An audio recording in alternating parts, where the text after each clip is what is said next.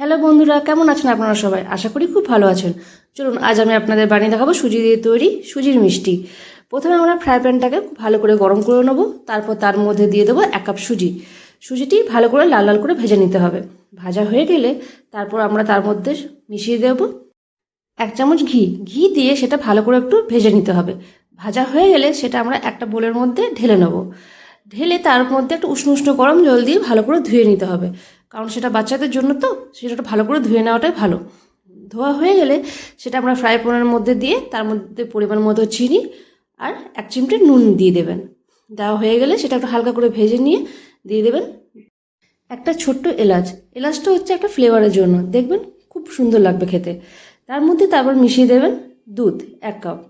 মিশিয়ে দিলে সেটা ভালো করে ভেজে নিতে হবে। এখন নাড়াচাড়া করে ভালো করে ভেজে নিতে হবে।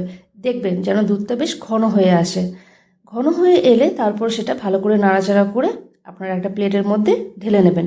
ঢেলে সেটা একটা সুন্দর করে আকার দিয়ে নিজেদের একটা পছন্দ মতো শেপ দিয়ে সেটা সুন্দরভাবে কেটে নিতে পারেন। কাটা হয়ে গেলে তারপর তার উপর দিয়ে একটু একটু ভেজে রাখা কাজু আর কিশমিশ দিয়ে সুন্দর করে সাজিয়ে নেবেন। তাহলেই তৈরি হয়ে যাবে সুজি দিয়ে সুজির মিষ্টি। চলুন ভিডিওটা এখানে শেষ করছি। ভালো লাগলে একটা লাইক করে দেবেন আর চ্যানেলটা সাবস্ক্রাইব করে দেবেন। বাই।